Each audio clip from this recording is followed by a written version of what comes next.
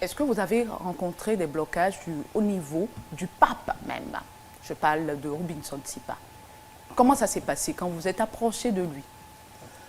Bon, on ne va pas dire blocage, non, parce qu'il nous a reçus à cœur ouvert. C'est ça. Je me rappelle en décembre 2019, quand son manager, que je salue au passage, M.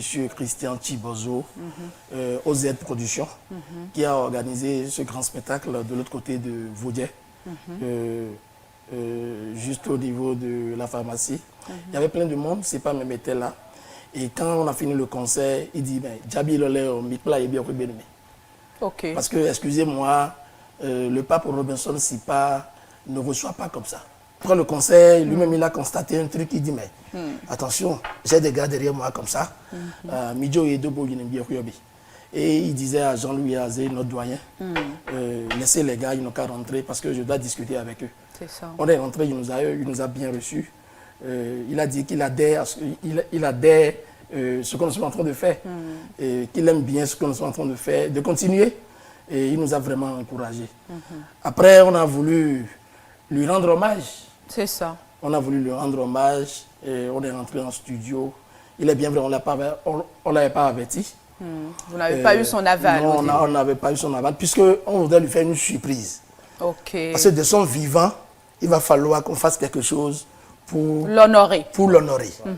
Mais, excusez-moi, le pape n'aime pas trop tout ce qui est hommage, anniversaire, des trucs grandioses, des trucs comme ça. En fait, comme ça.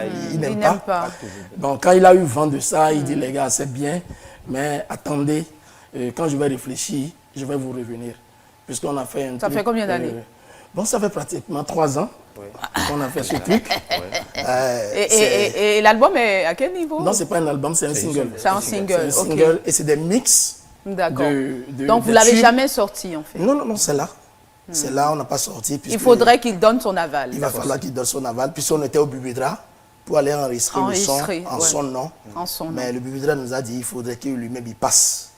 Et il faut, parce que c'est un gars, donc il a fait des notes au niveau de Bubidra. Il a dit, parce que c'est pas grave, vous pouvez revenir après. Bon, mais depuis 3 ans, il n'y a pas de... Depuis 3 ans, on n'a pas eu vent de ça. Et hier, on l'a rappelé encore, quand on était avec lui pour lui souhaiter les condoléances. Il dit, mais les gars, il n'y a pas de souci, on va le faire. On va le faire parce que l'aéroport Grand Tomé. On ne va pas faire un truc à la rien quoi. C'est ça. Donc, il prend son temps. Il prend son temps. Mais déjà, il a aimé l'idée. C'est ça. Puisque ce tube a été enregistré dans le studio de Moïse Kenom, qui est son guitariste, avec Aruna Saleh, avec Soulbass. Soulbass, que je salue au passage, et Pierre Nguedou, et tous les autres maillons, j'aimais Kenom, et tout le staff. Et il a aimé? Il a aimé. Il a validé. Il a aimé seulement que... Vous lui avez fait écouter le single quand même? Si, puisqu'on n'a pris pas son manager, Criso, M. Christian Chibozo, qui l'a fait écouter le son. Il dit, mais les gars, calmez-vous. Je viens, dès que je vais vous dire, OK, vous pouvez sortir le son.